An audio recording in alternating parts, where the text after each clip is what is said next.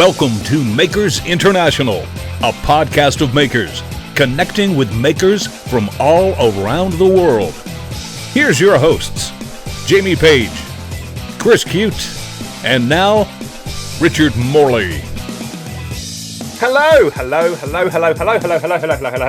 morning, good afternoon, good evening, good night, good times, whatever time it is, and wherever you are listening. Joined with me, as always, Mr. Chris Cute. How are you doing? Oh, I like that. It's just mixing it up a little bit. Talk about bringing back the old school. And also with me, because basically we haven't managed to get rid of him for the last 4.5 years, it's Jamie Page. Happy New Year, Richard.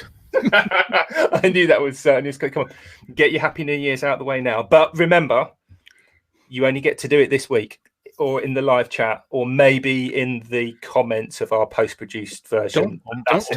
Or maybe in 6 months' time. No, you don't.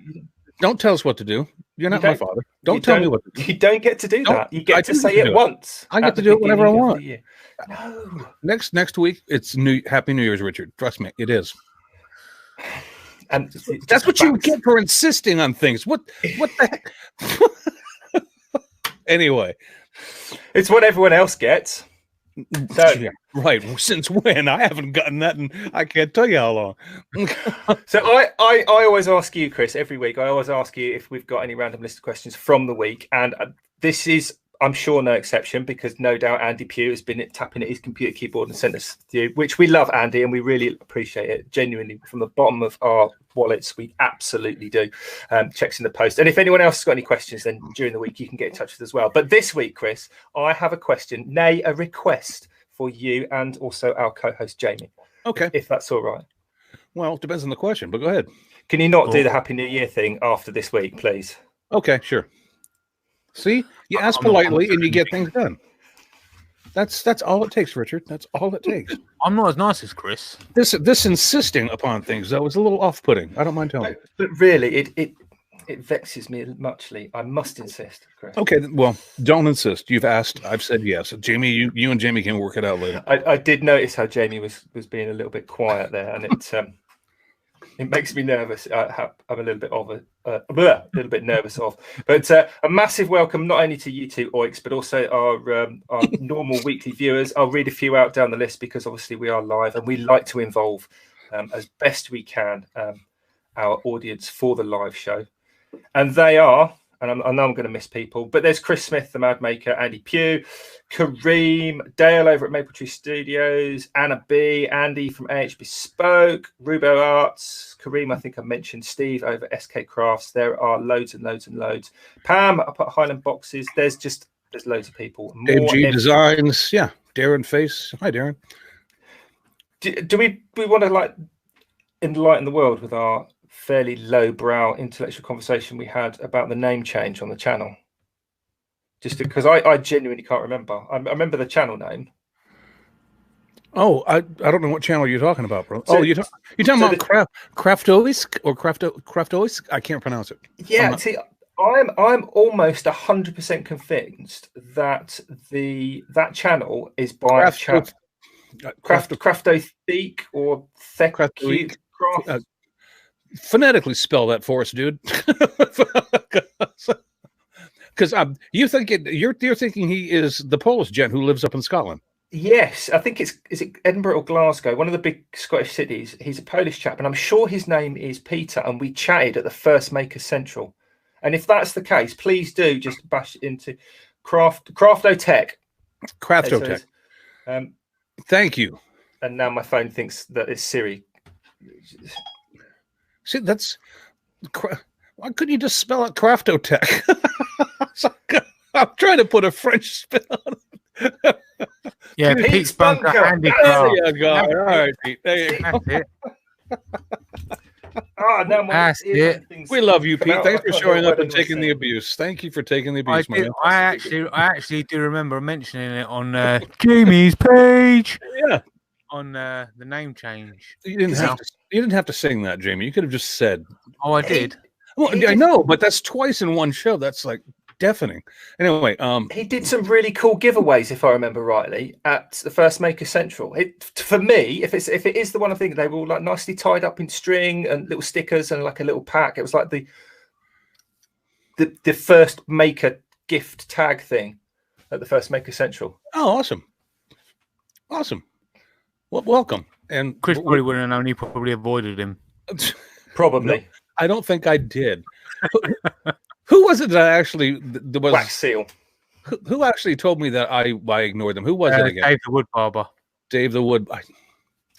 Okay, I don't think I ignored anybody, but Dave says I did, so I'm not going to fight him. Anyway, by the way, yes, Richard, we do have questions if we want to get on with things from our very highly inquisitive and talented Andy Pugh, and he is talented, by the way, very smart individual. Thank you, Andy, for the questions. We appreciate it.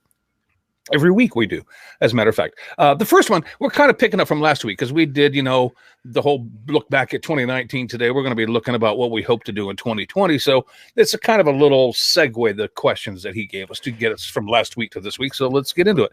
I don't think we put enough kind of heart into last week, or I don't think people appreciate how much work we, and by we, I mean me, and by people, I mean nobody, how much effort had to go into that, because I can barely remember what happened the previous day, let alone the entire previous year. Did you notice I only really talked about like the last couple of weeks of last year? I think it's because most of us don't consider that work, Richard. It's like, it's the back of our head. We go, oh, yeah. I don't consider it because most of them have forgotten it, if I'm completely honest. It's not our fault you're an airhead. All right. But I tell you what airheads are good at, and that's dreaming. And that's the dreaming of the future and what's coming. Then you hang on to that because that'll be fresh in your mind for today. I'm so proud of you. Based on your experience, what is the best way to ensure success in achieving your goals and or resolutions and or getting your to-do lists done? I'll answer this first and I'll let you guys go on. My answer to this is pretty much the same answer I had last week to a similar question, which would be keep your goals, your resolutions, your to-do lists realistic. I mean, you can't say, well, my goal is to build a brand new shop. And if you don't have the money or the funds to build a brand new shop, then that's a stupid goal to have. You've got to be able to have a plan for doing it. So keep it realistic. And that way it gets done and you're proud of yourself and you can pat yourself on the back when you're done. So that's my answer. Yeah. I'll let you guys give you yours. It's exactly the same for me. There's no way I'd be able to build like a giant dinner table in my workshop because I just haven't got the space. You do, but you'd have to have all your evening meals in your workshop. That would just then become your dining room because you wouldn't be able to just be like it's. And this is my dining table room. You see, there's the dining table I built. I've got all the tools to do it. Just haven't got the. I wouldn't say I've got the space to move around and it become too unsafe. Just move your current dining room out and build the table from the floor up. Just say, "Don't worry, Mom. In a month or so, we'll have a new table. I promise you." I really want to counter Jamie's comment there. See, Jamie, you totally have got room to do that. You could build a dining room table in your workshop. Now, it would be cramped, but you could do it if you. And this is purely hypothetical. I'm not saying you should go out and now build a dining room table, but I'm going by the size that you've already got in your dining room, which is kind of about 6 foot by 4 foot, 8 foot by 4 foot, something like that. Yeah, I'd say that. Yeah. So because that's a fair size dining room table you've got in your dining room, so you could build it in your workshop. You just wouldn't be able to assemble it, and that's all. So it's not about being realistic, but also the other thing to help you get these plans, resolutions, wishes, or whatever is ingenuity. And I think a lot of people forget about that as well, because I mean we haven't all got 150 acre workshops, Chris. That's a dream of our own. But in all seriousness, though, why did I know that was coming? I'll try and fit that in where I possibly can. God. If you're a little bit more ingenious, I mean, I just this week actually, you just reminded me there was a chap asking on a woodworking group on Facebook about a planer and a thicknesser, or a jointer planer. A jointer and a planer, right? So I'm going to say jointer / planer, because here in the UK, a jointer that Chris would know, for edge jointing boards, correct, is actually called a planer, and a planer in the US, which is used for thicknessing, like the shoebox types and the DeWalt's and things like that, they're called you call them planers, we call them jointers. So planer slash jointer. You know what? Planer slash thicknesser. Solve the problem and buy a combo unit, because they sell combo units now. But the point was the chap was asking which to get first, and blah blah blah, and Planer he was saying that he couldn't actually afford it at the moment, but he was sort of planning forward, and he wanted to do projects that involve. And I tell you why the answer is a planer first, because if you have a table saw, and if your table saw is set up correctly, you can use your table saw as a jointer.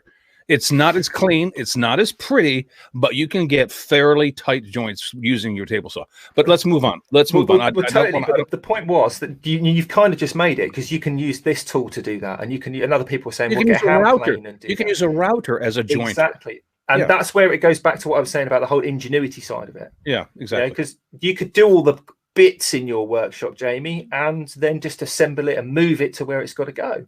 Yeah. That's true. So that's kind of an aid to getting these things done as well. All right, question 2. I think. Following on. No, go ahead. I didn't get mine. That was Jamie's one. I didn't get to. Do I get to answer, please? If that was Jamie's, then why did you talk 3? I just was throwing it in. I'm just kind of adding to Jamie's. All right, Richard, go right ahead. We've got plenty of time. I was going to say also being organised. That's what helps me to get things done. So, like people that actually watch live behind me in the last little while did the board. So I've got like a whiteboard up, which helps me remember to do this, that, the other, and all the bits for each video. But also it helps me remember which video I want to do.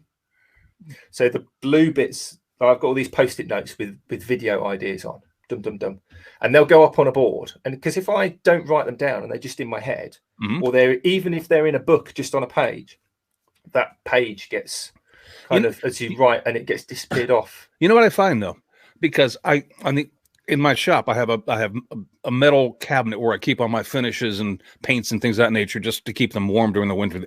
Anyway, on the inside, when you open it up, I have, much like you have the blue post-it notes there, I have ideas for things I want to do. But you know what I found? When I was excited about it and wrote it down and put the post-it note up, that's when I should have made it. Because I've now opened up that door and looked at those notes, and nothing is inspiring me. I mean, I leave them there, hoping that one day I'll open up and go, oh, yeah, I remember that. Yeah, I'm in the mood to do that now. But, I mean, it's like I almost should do them when I think of them, because that's when I'm geared up to do it. Totally. But then you're always fighting against time. And time is probably, for me, certainly, it's the enemy of getting things done. It's not the way to help it. So what I've started doing is actually, I throw the ideas up there, and I won't necessarily be that precious about it, because generally I'm like, oh yeah, I quite fancy making that, or that'd be useful. I'll make this. Right. So the list of ideas just goes. But if I put them, in a book on page 5 of that notebook, by the time I come back to it, it's page 25, and it's kind of lost, and they're all lost. Right. Yeah. So I've personally found that once the idea is sort of in motion, that let's say, I don't know, a dining room table. Right, I'm going to build this dining room table. By the time it gets to the list and being the project, there's other things that I've got to do. I've got to shoot the video, and then I've got to do this, and I've got to do a Facebook thing, and I've got to edit it, and then I've got to do. So that's when it goes on the board, and the columns are like all the little things to go with that. That's about being organised. Well, but and you are organised. I've noticed that in your shop. That's actually really good. I try to be organised. It appears that you are. But if I've got a list of 20 things, and like you say, one of them you're not inspired about, I'm not precious about the idea. So I'll take that and I'll be like, actually, that now is number 21. It kind of falls off the list because I've just had another idea that comes in. Right. So I'm not precious about them. They'll get thrown away. They'll get pulled off the list and rubbed out or whatever it is. All right. So for your goals, the goals that you're looking forward to doing possibly this year, or resolutions that, we're going back to the whole New Year's thing, but, we're already in the new year, and it doesn't take New Year's Eve to make a resolution. Okay. You can have an inspiration whenever you want to have it. But moving on from that, the second part of that question is, should goals and or your resolutions be made public? Should you announce it to the world that this year I'm going to get this done? And my answer to that is it's a personal choice, because some people may need the fear of the public shaming to motivate them. And that's true. That's a real thing. Some people actually need to put it out there and then feel, attached to that, and they have to do it. Otherwise, somebody's going to point the finger, and, like you said last week, Richard, they're going to point the finger and go, "Ooh, you didn't," But other people don't need that to motivate them. So it's a personal choice. I mean, for me personally, no. I mean, I have goals, but I don't announce them to the world when I want to. I'm going to do this by the end of the year. I mean, because you're setting yourself up to fail that way, and I'm not into it. That's my answer. I don't personally really have goals, to be honest with you. Not when it comes to making or anything like that. I don't generally really have goals in general, full stop. Because if I don't ever make them goals, then I won't ever feel like a failure or anything like that. If that makes sense. Well, it's keeping your expectations low, so when you actually exceed it, you're pleased. Yeah, exactly. I think I kind of do a bit of both. Okay. In a weird way, just to kind of throw it, because I've in the past I've done both. I've kept things back and sort of not said anything, and then by choice. So I mean, there's other things. I mean, one of the things I was talking about last week that I've actually I've been sworn to secrecy to because of various reasons. I can't talk about, not a project, but just something. Right. So, but then there's things that I've deliberately, through my own choice, kept to myself, but also things I've chosen to talk about, and it's always a bit of a personal dilemma. Because if I say to you, Chris, I say, "Oh, I've got this really cool idea for a project that no one's ever thought of," right? What I'm going to do, because I've got this old bit of Waney edge oak that was milled, I got from a sawmill, really cheap. So right. It's got the live edge on both sides. I'm going to cut it down the middle, and then flip the two sides over. So there's like the two bits, and it looks like a bit like a windy waterway that you might find out in the sticks somewhere. And I'm going to fill that with a coloured resin and then turn that into a tabletop. Okay. Yeah. That's just this genius idea I've had. And then if I tell you that, and then 3 months later, everybody's making them, literally everyone and their dog are making it, and it's getting all political, and people, then I can sort of justify in my head going, "I told you about that, Chris, and that was my idea, and you stole it," and then it kind of could potentially get a bit awkward. And I think I've seen it happen before with people. Whereas if you keep it, well, exactly, yeah, and that's why I used that as an example. But it could have been anything. Right. Whereas if you just keep it to yourself, and then just do it, and then just that's what I'm going to do, and then just as you're doing it, somebody else does it. There's no way that I can't get cross with that person for doing the thing. At that point, you're going to get cross with yourself because they had the same idea and you didn't get off your rear end and do it before they did. And from the chat, there's a contrary to that, because Karam actually said, "I think accountability of goals from third parties who can be constructive is immensely beneficial. However, the difficulty is finding those constructive third parties." And he's got a great point. I understand that holding yourself accountable to people who are going or there and are willing to help you, and from a constructive, standpoint, I agree. It's totally beneficial. It's pretty much what we all do in the groups that we belong to. We throw ideas out there all the time, and somebody's always fine tuning them for us. Whether we accept that fine tuning or not is, that's your call. But I agree with that. I think that's a good counterpoint. So that's one of the sort of the points that I was vaguely, potentially, hopefully going to sort of arrive at. Because if you pick, I'm going to tell someone about this, and I'm not going to tell people about that. You've got sort of that both sides, if you like. So if I've got something where I'm really unsure about what I'm going to do with it, or how I'm going to go with it, or it might be completely finalized in my head, right? If I'm really precious of it, then I generally won't talk about it for that reason, because I can wind myself up for no reason. This is the other thing that I think I forget a lot, and I think a lot of us people just in any kind of hobby and interest are guilty of. It's very difficult to come up with a very original idea. It's not impossible, because it happens all the time. But we all think in a very similar way, and we're all exposed to very similar. But I tell you what is possible.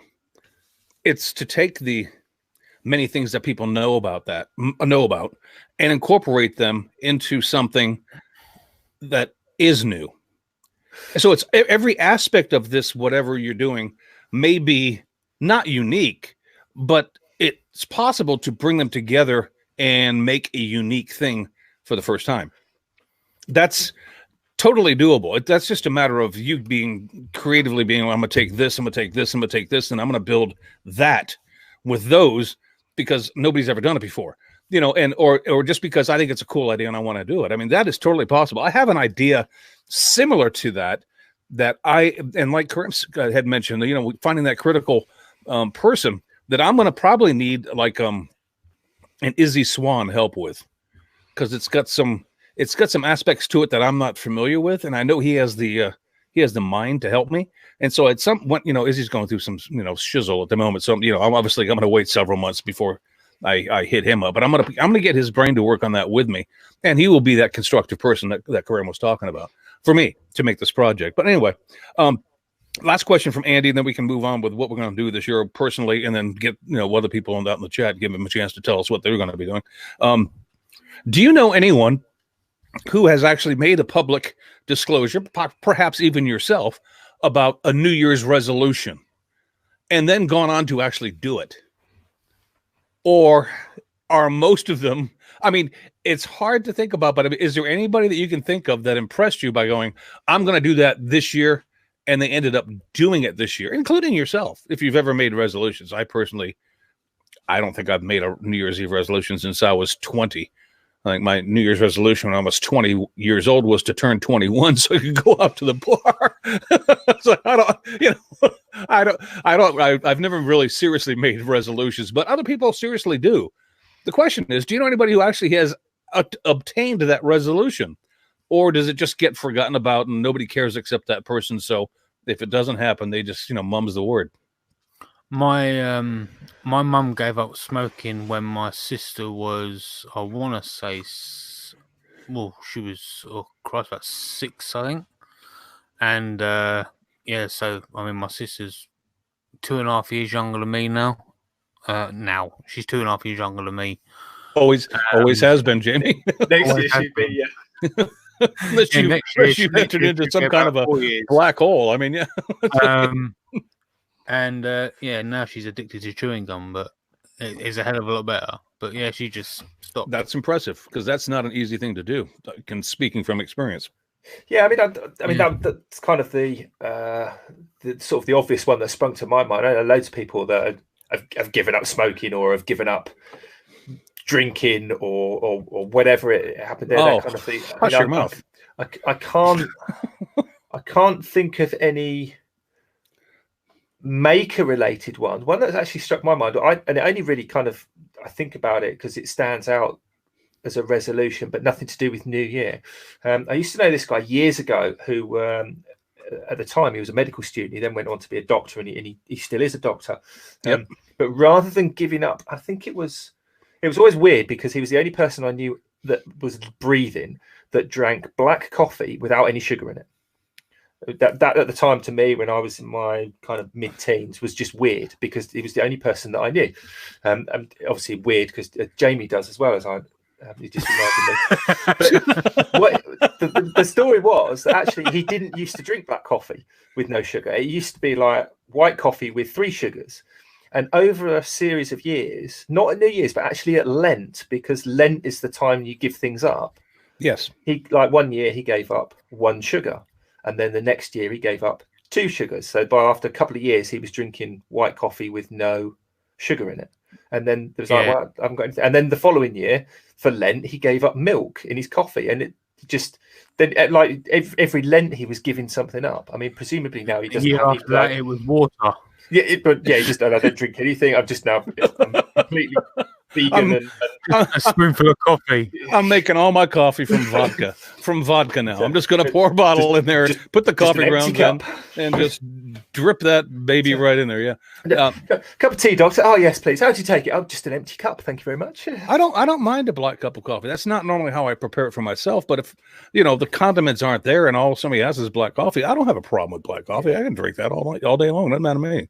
Yeah, so I mean, I can't remember like a maker-related resolution. Neither can I. So, Andy, I'm sorry we don't have any examples. If you have one out in the chat that you want to brag about, then or somebody, then feel free to put it in there. But I don't. You know what? I guess I just don't pay enough attention to realize when somebody has, unless they make a big friggin' deal out of it. Then I guess I do. But I've never come across anybody who was super excited on New Year's and then come September, 28th, they're still so super excited about the fact that they're going to do it before the year's over. Just, I don't remember that happening. Anyway, that's all we have for the questions, boys. 2020, we are here. We've got, I don't know about you, but I've got a list of things that I'd like to do. But I mean, I don't want to start this off. You guys have had a chance to think about it. You got anything that you want to share? And those of you out in the chat, please, if you've got some, I don't want to I don't want to commit you to anything, but if there's some things that you would like to get done this year for your own personal welfare, your shop, a new tool, whatever the case may be, then throw it out there and we'll see if we can get it in there for open it up for discussion. But go ahead, James. So I said a minute ago that I don't normally set goals, but what I did do was when I had surgery on my ankle and I was sitting in there, basically recovering, I'm sitting down on my arse doing nothing because I couldn't. I basically made a list of things I wanted to do, and over a year has gone past, and I've still got that list, and it's not been touched. For whatever reason, and your ankle might have something to do with it. Well, yeah, I mean, it still hurts now, but I've still been able to get out of there. But I mean, some of these ideas, I mean, to me, they're actually pretty good. I mean, like the Jackman leg necklace. So, what is a leg necklace? So, do you remember Jackman made that leg lamp? Yeah. Yeah. Well, I've basically got a screenshot of his formation of his leg.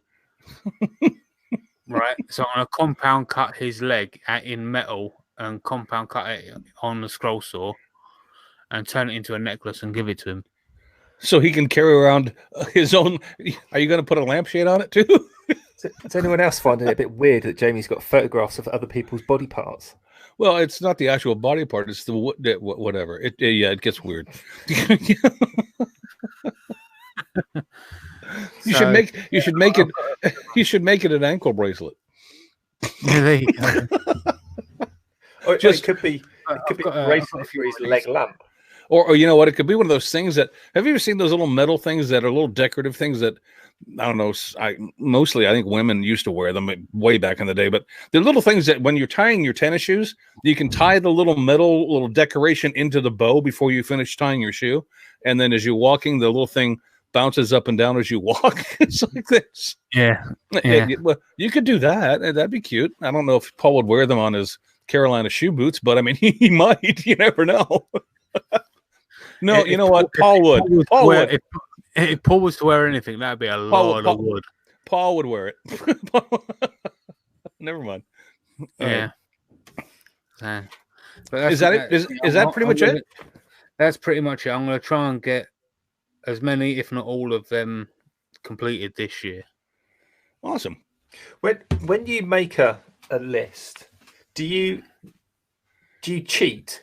I do. I always cheat if I've got a list of things. But by that I mean this guy kind of goes back to what you were saying before, Chris, about what helps to keep these resolutions and stuff achievable. Right. Is to write a list. So, and I do this all the time. If I get up in the morning and I haven't got a list of things to do, it's always a very slow start. I generally achieve something during the day, but it's generally a very slow start. So if I've got a list, I need to tidy this up. I need to go and buy this. I need to replace that blade. I need to do maintenance on that tool. I need to cut the grass or whatever it is. It could be a domestic chore. It could be a workshop thing or anything. I'll write those down on a list. Even if it's like first thing with the first cup of tea, and then throughout the day, I'll get them crossed off.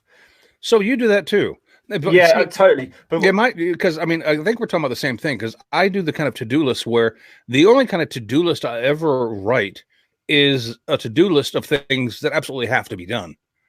So I like you in the day, I will sit down and write, today I know I need to, and I write it down because I want to make sure I get all my work out of the way so that I know when my playtime will be.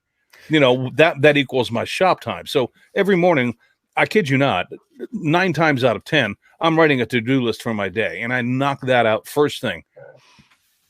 So is that pretty much what you're talking about? Yeah, pretty much, but I generally find, I mean, I've got one, you can't actually see it because it's literally directly behind my head, but there's a list there. I mean, there's some paperworky things that I've got to do. I've got to do this, I've got to do that, I've got to send this quote out, I've got to invoice that person, blah, blah, blah, blah. But then something always happens during the day. Like the other week, Kat's washing machine packed in. Oh, cram. Yeah. And so it doesn't matter, like that suddenly becomes priority for the day. So it's like, right, okay, we'll go in, we'll pull the washing machine out, all these things, and it ends up like 3-4 hours dismantling a washing machine trying to find things. Right. And then it's like, I haven't done anything on my list. I've potentially, we've averted a disaster, but we haven't done the list. And then so I'll cheat. I'll totally cheat on those lists. If I get to like mid-afternoon, well, they get bumped to the next day. I've done nothing on that list. I'll be like, oh, but what have I done? I've done that. So I'll write that. I'll write it on the bottom of the list. Repair washing machine. And I'll cross it off. And I'll be like, I had to go to the shop and get some milk because we needed milk. So I'll write it on the bottom of the list. I went to got milk and I'll cross it off because it's kind of a mental thing. Because if you ever got to the end of a day and you've gone, well, everything's there from the day. That's my list done for tomorrow. Because you kind of feel like you've not achieved anything that day.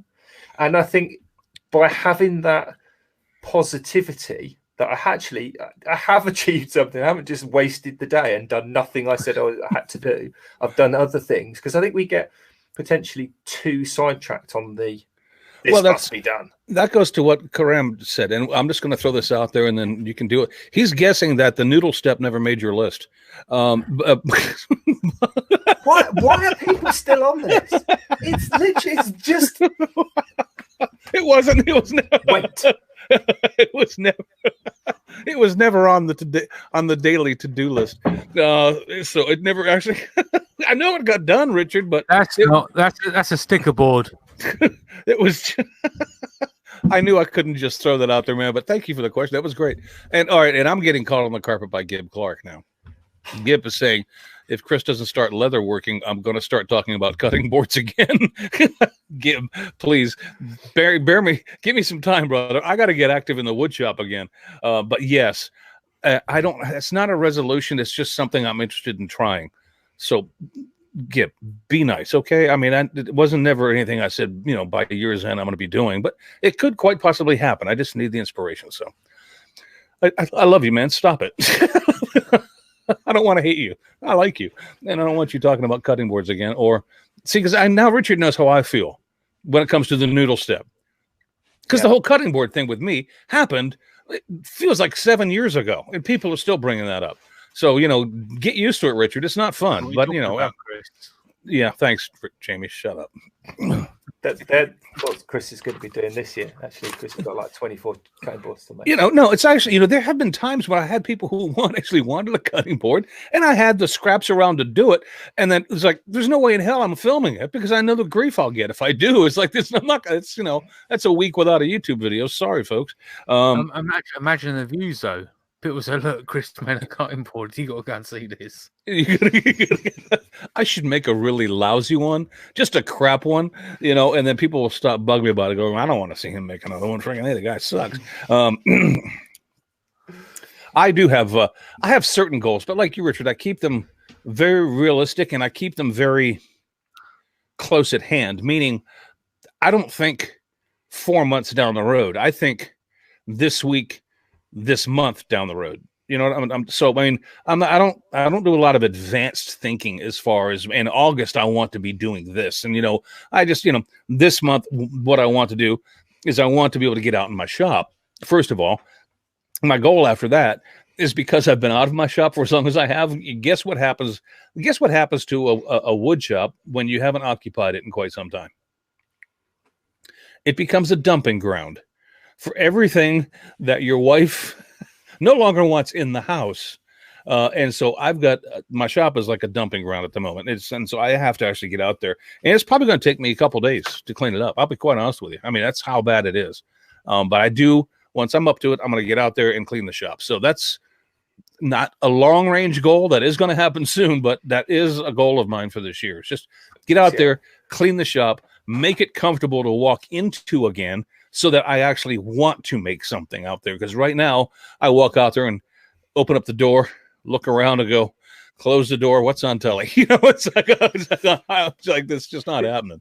That is I think another reason why we need lists, actually, because like you just said, you open the door, you just go, close the door, go sit down. And there's that kind of mental block almost to get. It's a bit like when you sign up for the gym and you go every day for the first week, and then you twist your ankle or you get a cold and you don't go for 3 or 4 days, and before you know where you are, you get a letter through the post from your gym membership saying it's up for renewal again, because it just gets easy to not do it. Right. It's harder to get back into doing it. It's tougher to get back on the horse than it is to continue riding it. Correct. Totally. And that I think is one of my goals for this year, because I've never really talked about it ever before, but I suffer from that loads. That sort of, if you're not active continuously, it doesn't continue. Yeah, and that I think is why time is my biggest enemy, not the eye. I don't think you're unusual in that respect, though, Richard. I think totally. I think a lot of people are like that. They'll walk away from something, and 1 week becomes 2, and before you know it, it's 6 months later. You know, and then all of a sudden you say, "Wow, I haven't done that in a while. I should get back into it." And then things start to click again. You go, "Yeah, this is right. I remember I was doing this. It was fun."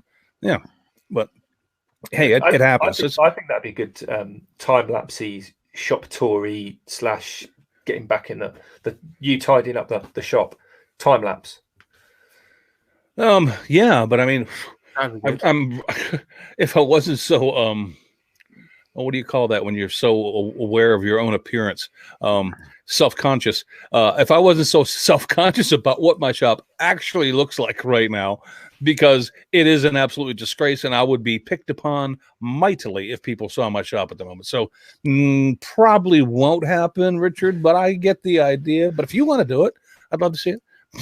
You pay the tickets, mate, and I'm there. Yeah. I love tidying up. Oh, God. No, I'm at your shop, not mine. I don't want to get the grief. The other day, actually, I've got about probably an hour of footage for a shop tour for my little workshop, and I started editing it, and I haven't completed editing yet. But that's going to be my next video this year. Hopefully, it'll be out. I'm thinking about premiering it before one of the podcasts, actually. So it might actually. I'm tempted to change my video release to a Sunday, so because then I can basically get everything video wise all done and dusted. My video, the podcast video, that's the same chunk of thing. I can wait for that. I can wait for that. When do you need it? when do you need it? Because honestly, I'm not going to show everybody what your address is, but I've actually got the address written out. Hold on, let me think. Hopefully, you're going to send it to Kat and not to me. Well, it's Richard Morley. Before I get it, it's to Richard Morley, care of Kat. Yeah. Oh, that's all right then. Yeah. Okay. So as long as you send it to Kat, because otherwise it's going to be like. No, it's crazy. I know who the responsible one is in your relationship, so I'm sending it to her address, not yours. Yeah, that's what I was getting at. At least you're man enough to admit that. They're good for you. I now respect you more. Yeah, totally no point trying to blag that one. But no, anyway, to kind of get back to the point, because I know Jamie wants to tell us, and I want to know what Jamie is up to for this year. That I've recorded part of a shop tour, and that's, I think, going to be my first video of the year, because, well, technically second, but my next video this year, because I've got this sort of vague idea about how I want to work the videos on my channel for this year, and hopefully they'll all make sense. Because normally I'm just like, yeah, let's do that and do that, and then I'll do one of those, and then you get halfway into that and you go, ooh, and it always is a little bit kind of hectic. But this year, I might actually plan in advance what I want to do Does that make? No, it does. It does. I'm sorry. I wasn't laughing at you. I was laughing at some of the comments. The comments going, yeah, right. No. Whatever.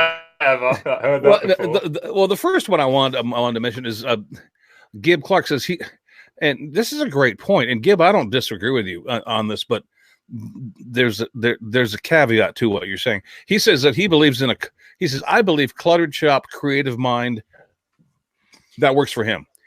And Gib, to a certain extent, I agree with that, but not when it's not my clutter. You know, when it's somebody else's clutter in my shop, then that's an awkward atmosphere. Because at least when it's my clutter, I know where things are. It may not be organized, but I other than the tape measure and the pencil that I lose all the time, I still know where that 1/4-inch chisel is. Even though it may be off to the side and not with its brothers and sisters hanging on the wall, I know where it is. I know where I left it, but that's my clutter. So, I mean, I get that. But when it's not your clutter, it's not that good. So it's cleaning out either my laziness, which I normally wouldn't have, or my wife just going, this belongs out here, and then close the door, that kind of thing. So yeah, I think for me, you just hit the nail on the head there, Chris. The laziness with the clutter. Because I don't like working in a cluttered place, and I think this comes out in the shop tour video. Actually, if I think about it, I don't like working in a cluttered space. It bugs me, and I'm like, if I want to use that tool for this next process, I've got to move that stuff over to there, which involves moving the stuff that's over there to that, and then I've got to run the cable. I'm just like, oh, that's too much effort. I won't do that, and I'll pick a potentially less safe or more long-winded method, and then or you just go, well, I'll do that tomorrow, and that for me is the laziness. So if I can make the organized side of it as easy and kind of well, Jamie, what about you? Do you wake up in the morning one day and just because you've got whatever may be happening out in the shop that you're not going to, does it take for you to wake up one day and just kind of basically suck it up and go, all right, today's the day, I'm getting it done, and then get inspired in the morning, or is it just something that eventually happens with you? A couple of days ago, I woke up in the morning and the first day was right. I'm getting up and I'm going to go and do some turning, and I went out there and it was basically just a day of fails. For whatever reason, like that, the wood was too wet, so as I was turning. I was going to do a lidded pot, and I turned the lid. It was like the mortise and a tenon for the lid, or the joint for the lid. And by the time I turned the lid round, all of a sudden the lid was too loose, and it just didn't fit. Gotcha. Right?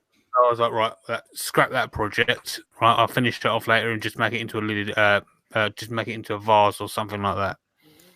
Right. So I was like, right. I've still got enough battery to make a bowl. So I reset up the camera, started turning a black walnut, American black walnut bowl, and started turned the camera off to move the camera, started hollowing it all out. All of a sudden, I hear the camera go beep, beep, beep. Didn't turn the camera on, and I was like, oh, for God's sake. Battery gone. Yeah, we've all been there. I know. There was plenty of battery. I just didn't turn the camera on to record. Oh, it was just basically beeping at you because it was getting ready to turn itself off. Yeah.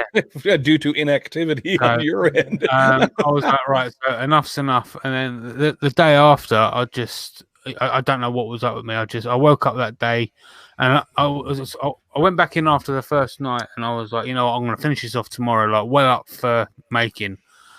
And got up the day after, and I was like, I'm not feeling it today. I'm just I don't know what it is. I'm not feeling going out there today. You know what? That happens to me the more I stay away. When I'm out there and I'm active on a daily basis, I mean, time constraints, like Richard mentioned earlier, are a definite hindrance. But when you have the time, and if you're out there every day, like I'm freaking retired, so I mean, other than household things that I must do, once a week on a weekly basis or something like that, I usually have time to be out there every day. And as long as I'm out there every day, I don't have that problem. It's when I sit down for 3 days then Yeah. the fourth day I wake up and I go, I'm not really into it. You know, it's like we talked about earlier. It's like you allow yourself. It's harder to get back on the horse, as like we mentioned. Sorry, I was just going to quickly say. So this was basically it. So before I went to the States, I was putting out videos once a week, and sometimes I'd have 4 or 5 weeks of videos edited and backlisted, ready to go out. Right. Then I went to the States, and I've come back, and now I've kind of like fallen behind. Now I don't know if that's because I had a hell of a lot of video footage, and it just wanting to edit a video, just like I've just spent 4 or 5 days editing one video. Right. So like I don't want to do no more editing for the time being. Well, let's be honest. It's like we've all, you know, you Richard, you currently, I'm retired from, but I had a physical job at one point in time. And you'll notice the same thing. And forget the workshop. It's totally a different thing. You're gung ho for 6 months at a time because you've got to go into work. You've got goals. You got to meet them. That's why you get paid. And then you get the chance to get that week's vacation. And the day after you get back from your vacation is probably the least productive day you're going to have, because it takes a while to get back into the grind of things. Because if you've had a successful vacation, you've forgotten about work. Okay. And then you're getting reintroduced to it again. So it's kind of the same mentality when you're getting back into a workshop after a hiatus. It's not going to be your most productive day. So don't put too many, constraints on yourself, or, put too many goals ahead of you. Just get in there and get busy doing something. Sweep the freaking floor. That's where I'm at right now, because I've got to get back into it in order to get it rolling. And I don't expect to be very productive for the first week that I'm in there, but the ball needs to get rolling again. So you just got to get going. I was going to say something very similar to that, actually, Chris, because the one thing that always impressed me and sort of amazed me, actually, because I wasn't used to doing it myself, was each time I've been able to see Jamie, it's like, yeah, we'd do that. And it just goes out into his workshop and he'll just grab that bit of word. He'll flip through it, yeah, we'll have that and that. And it's on. And then within 5 minutes, his lathes on or his scroll saw's on and he's making something. Mm-hmm. Literally, like, yeah, we do that. And I was like, what? I'd be there, right? I'd make sure that's there, and I like to be like, yeah, I've got all that. And Jamie's just, it's almost and I mean this in absolutely the nicest way, Jamie. It's almost just a kind of like a gung ho, just dive straight in attitude about going in his workshop and making stuff. Yeah, and then the video side of it, like you were saying about not turning the camera on, or we've all had flat batteries and memory cards are full, and then it's just like. I can't tell you how many times in a video I've had to go back and actually reshoot something that I didn't need to reshoot, but my camera wasn't on or the battery was dead. And the story that I was trying to tell by making this project required me to go make and I don't think anybody pays that close attention. But if you do end up watching, and let me give you a little, those little Easter eggs you look for in videos. When you see somebody working on a piece of wood, and if you're really, really paying attention, if you're a woodworker, you notice the grain on the wood, and you've identified that piece of wood. If all of a sudden you see that person pick that piece of wood up, and then he goes to a saw or whatever he's doing, and then you notice that's a different piece of wood. So something just happened between there and here. And that has happened on many of my videos because of, like you said, forgetting to turn the camera on or having the battery die, and then you can't, the chronological story you're trying to tell can't be done without that step. And so you grab a different piece of wood, looks the same sort of, and you do that freaking process just to kind of keep the ends meeting to roll the ball down the hill. That happens a lot. That resin was green a minute ago, but wait a minute. Wasn't that poplar? No, that looks like walnut. So that's a little more obvious, but I'm serious. It's fun to do. Why is there snow outside? It's fun to do just from a personal level. I mean, I would never point it out in the comments on somebody's video, but just on a personal level, I kind of go, something happened there. I know it did because I've been there. It makes me feel good because I'm not alone. I think that's one of the things that I've got less precious about in terms of the video side of it. Yeah. Because I generally shoot my videos in a sort of a one take fashion. and I absolutely always shoot everything chronologically. Uh-huh. So generally speaking, and certainly when I started, it would be like this is the intro. This is what I'm going to do. I'm going to do this now, and then I do that, and then I video it, and then you'd see that at the end, and that's how I shoot it all. Now I don't do it so much like that. I think I put a little bit less kind of care and attention into the shooting, but a little bit more thought. I'm going to do this. I'm going to do that. I'm going to do that. So I need to film that. I need to film that. Do you see what I mean? And it just right. When I was out there and doing it regularly, I had gotten to the point to where I was trying to really, really pay attention to what the viewer was going to see. Whereas when I first got started, I was just more interested in just filming generally, but then it matters. And so you start getting into the detail, which obviously, as you know, lengthens the process even more because, you start getting ideas of a shot you want to have in a video. And then it takes you time to set up that shot. Sometimes it needs to be relit. It depends. You can do as little or as much as you want. But when I make videos, I think we've talked about this in the past. Jamie, you're the same way. Richard, I believe you're the same way. I do them to make sure that I'm happy with them. And if I'm happy with it and I throw it out there, if somebody's not happy with it, then I don't care. I'm happy. It doesn't really bother me. It deflects a lot of the BS that you get from, people who want to gripe about everything. It's like, you know what, dude, I'm happy with the video. You don't like it. That's fine. Go away. I don't care. I'm happy. And you're not going to make me unhappy by saying that. And, if you think that's your goal in life and you've achieved it, I'm sorry. WRONG. Wrong. Not happening. Anyway. Chris, the troller of the trolls. Oh, my gosh. Well, I think we all are to some extent, whether we actually vocalize it or not. I mean, I very rarely even reply to the trolls that are on my channel. I just like, whatever. Don't even care. When you were saying earlier, Chris, about how, when you used to have an actual job and you go at it and you plan it and all the rest of it, there's quite a few people in the live chat talking about what they've been up to, because obviously we've just had the sort of the Christmas New Year break. Mm-hmm. I don't know about you guys, but I mean, certainly for a lot of people I know that they'd have 9 to 5s and all that sort of stuff. Tomorrow is one of the I think it's probably the big first day back for a lot of people after New Year. Okay.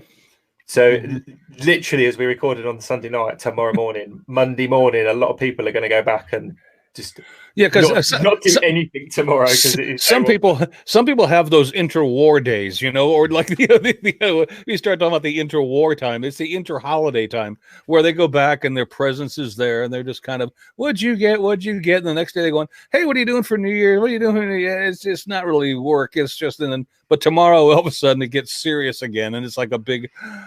I think there's quite a few people. I mean, where I used to work, they'd shut down production between Christmas and New Year. And the company would have I think they had 5 days that they gave everyone an extra 5 days holiday. So if you were entitled to 25 days holiday, you'd get 30, but the company would keep those 5 depending on when Christmas was. Right. So if they needed to use all 5 of those days, they would use them between Christmas and New Year. But if depending on when it fell, sometimes you might get they'd only use 3, but they'd give you the other 2. Winter break, yeah. So basically, they because it was cheaper for them to shut down production. I think a lot of people are going back tomorrow. It's just going to be like zombies. And I don't know, maybe you've already seen the memes. Like, this is me going back the first day after Christmas. It's quite amusing. So I pity those people that have to go back to work tomorrow. I do, but I'm fortunate enough that I can. All right. Well, I think I can we got to wrap this up. So let me just kind of I think I can encapsulate basically our opinion anyway. I mean, 2020, looking forward to it. Yeah, of course. I mean, whether you liked 2019, whether it was fantastic or horrible for you, then, just look forward with a positive outlook and, keep your goals and your expectations for yourself realistic. And it's going to be hard to let yourself down. I mean, let's be kind to ourselves. I mean, it's, forget being kind to, one another for a moment. I'm not being kind to you. No, but be kind to yourself first. And that will allow you to be kind to others later. Because if you're not happy with you, then you're not going to be happy with them. Colin Davis. Yeah. Well, it's just, I'm sorry. Okay, then Chris, and also you, Jamie, as well. Chris, Jamie first. Jamie, one thing that's coming out of that you want to come out of your workshop next year, one project that you want to do or you're hoping to do, or let's go with a bowl from a beard. Do you ever ask a question and just be like, and immediately regret it, and then immediately regret it? In my defense, I was high on a lot of no, medication. Jamie, I had a lot of medication when I made that list. It's obviously at some point in 2020, Jimmy plans on. I hope, and don't correct me if I'm wrong. Just don't correct me. Just go with me. Jimmy plans on shaving his beard off. It won't be hair from another person. It will be his own. And if I'm wrong, Jamie, then just keep that to yourself. Tell her it says bowl from a board. Oh, and it says then it says reference Steve Lindsay. Oh. That makes it so much clearer for us, Jamie. Well, you know what? All right, we got to get to this because we got some business to take care of because we've got a giveaway to do. And Jamie, and we haven't even, we got 2 minutes left. We haven't touched on it. Jamie, what are we doing and what are we giving away? The ball's in your court, my man. Take it away. Well, first of all, I need to go Jamie's page. You're lucky you got to do that. Get to hear that twice. So lucky. Right, so yeah, like Chris said, we do have a giveaway going on. We're running it via an app on StreamYard. Not StreamYard, that's what we're running the podcast on. We're running the app called Gleam. And so to enter the podcast giveaway, you have to go to makersinternationalpodcast.com. You go to the top of the page, and there will be something that just says giveaway. It will take you to an app, and you have to log in so we can get your name and your email address for obviously contacting you if you win. And you can log in via email, Facebook, Instagram, SoundCloud, or Twitter. It's a prize package of a custom Makers International tumbler, compliments of Chad from Man Crafting. Who's out in the chat today? Hi, Chad. How are you, baby?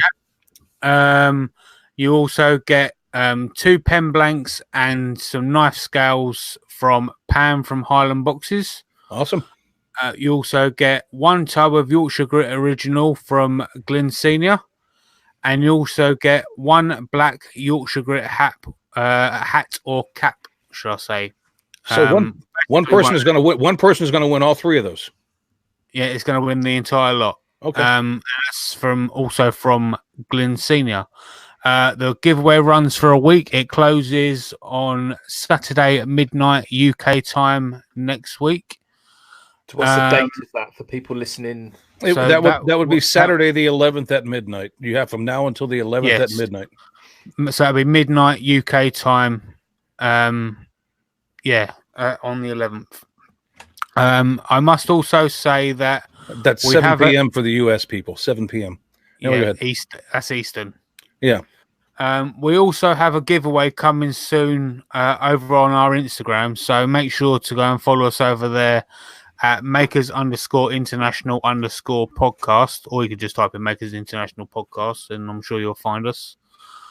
So yeah, that's about it. I'll post links to the giveaway on our Facebook page as soon as the giveaway, as soon as the podcast goes off air, so it'll be easy to find. But that's it for all the giveaway details. Well, the link is in the description to go to the website for the Gleam app. So if anybody wants to click on that, it's in. Actually, the link is in there today, and it'll be in there on Wednesday as well when this comes out. Cool. Yep. And on to my shout out. My shout out goes to a guy called Scott Grove from Imagine Grove Woodworking. If you know of or ever heard of Scott Grove, he's kind of a master in everything. And in this video, he done what's called rotational casting of some church finials. He basically took down some old decrepit church finials, took the best one, prettied it up a bit, cast it in silicone, and basically recast some brand new ones and gold leafed it all, and the process was just incredible. But Scott is the ultimate artist. Awesome. So yeah, he's incredible what he does. Richard, what do you got? Well, I'm going to do my shout out last, if that's all right, Chris, because it kind of hopefully sure. Sort of No, that's fine. No, that's fine. I'll give you mine. I've just thrown it now. Is that what? Hey, what? No, You've got no. one? I was. I'm shocked that you had one ready. My shout out goes to our friend Steve Twidell. He did a 3-minute video earlier this week on how to texture a lathe project using a broken rotary tool. Now, I'm sure the rotary tool doesn't need to be broken. It could be a functioning one too, but he did it with a slot cutter in it. And it was really cool the way the texturing came out. And then he did it for a portion of the lid of a box. And then he did the top part, because he had a top part and then a lower part to the lid. And he did it for the top, and then he did it for part of the lower part. And then he used a skew chisel to outline the inside and the outside of the design that he created, and it came out really cool. So I mean, it's only like 3 minutes long. So actually, I think Steve's live right now. So when we're done today, go check him out. But really cool video, and if you want to check it out, and if you're into lathe turning and looking to figure out how to make a cheap kind of really cool design on a piece that you're turning, give it a go. I thought it was pretty impressive. That's it, Richard. Now you're on the hook. That's fine. I can be on the hook. I've got no problem with that at all. See, my shout out this evening is actually going to be Jamie. It's you, Jamie. Are you ill? Yeah. Yeah. How much have you had to drink? Seriously. Of course not. 1 cup of tea. That's it. I've actually been a little bit poorly today, in all fairness. I haven't really been. There you go. That explains it. I it have all. not achieved a whole. Richard, we don't care. What's your shout out? I've just told you it's Jamie, because Jamie is doing, and I really like the idea of this, Jamie. This is really kind of cool. You are doing a premiere. It's not a live stream. It's a premiere, isn't it? It's for your bowl or your turning project. It was a bowl that you made. Obviously, just a small bowl. Yeah. Haven't seen the video yet, but so I can't recommend the video. Well, might be rubbish. I don't really know. I very much doubt it. But you're basically, it's all in real time. I understand. You're just like as we see it, and I think that would work absolutely fantastically with a real time video as a premiere, because the whole idea of the premiere is a bit like the live chat that we've got going now. The live listeners are chatting to each other, so it's kind of a social gathering as much as it is, certainly not in our case, but an entertainment value for watching the video. So. Is it tonight and straight after the? Yeah, it's actually going live in about 10 minutes. In 10 minutes time. So if you're listening in the future, then you'll obviously be able to go back and watch the video. If you're listening in the live chat right now, once we finish the show and we've done our we might be doing a free after party. We don't do it free sometimes. We're not quite sure because you don't pay, because we're not on Patreon after party. Then we're going to push you all over onto Jamie's premiere and kind of keep the party going. So there's an after party after is it an after party or an after party after? I'm not sure what the terminology is, but so that's my shout out. It is basically stop listening to us waffling on, and in about 10 minutes go and watch Jamie and meet us all back there. I'll post a link to it over in the chat. All right, and you're going to be obviously live in the chat with them. So if somebody's kind of new to turning and they're watching you doing it from start to finish, they can ask you questions. And okay, that's awesome. Cool. I've basically taken all the sounds out and just loaded it up with music. Okay, so goodness, we haven't got to listen to you talking. After Jamie's video, then you can go watch Steve. But Caitlin says, "How long is it?" It's about 25 minutes, a little under that. So it is 25 minutes, and it's real time of you turning a bowl. That's awesome. Cool. That's pretty good going as well. 25 minutes for a bowl. That's pretty hot stuff. Cool. Well, I think that pretty much wrap up the show for this evening. So we've got a few minutes before Jamie goes on. Obviously, I need to shout out not just the people in the live chat, which I generally do at the start. Oh, I've lost my headphones. I can't hear a thing. But also, I probably need to shout out our sponsors as well. That wouldn't hurt. And they are, of course, firstly, our good friend Chad over at Mancrafting, Glyn from Highland Boxes, and also I was complete. I got it all in the wrong order, didn't I? But it Pam doesn't from matter. Highland Boxes. It doesn't matter. It does matter. And Glyn and Chad with it the matters boxes, to Pam and Glenn and Chad. The Highland hybrid blanks and the Yorkshire grit. Because when people go, what is he talking about? They can find out by heading on over to our website, which is makersinternational.com/sponsors, and all is revealed and made clear from my gibbering on about it. So please do go do that. You haven't got the website wrong. Very good. Makersinternationalpodcast.com/sponsors. Is that not what I said? No, you said makersinternational.com. yeah, people have been listening to us now and putting up with us for this long. They probably know. So they also know what Jamie and I go through every week. Go ahead. Absolutely. Yeah, they should have it bookmarked by now. Probably. But I did say I was a little bit poorly today, so I think one might forgive me for that this time, please. No. We'll see. All right, or not. I've had my shout out. I'm going to go back to being horrible again. Happy New Year. Yes, until next year, and you need to be nice again. I might do another one then. Cool. Yeah. I honestly don't know if we're doing a. We might not be. Probably not, because we're going to be going to Jamie's channel to wait to watch his premiere. So Fantastic. let's wrap it up. Excellent. Well, I'm amazed if you are, but thank you for all of you listening now and in the live chat. If you are still listening to us, if you're not, we'll say what we like about you. But until next time, when we're talking about hopefully something completely different, you all take care. Have a great week, everybody. Take it easy, everybody.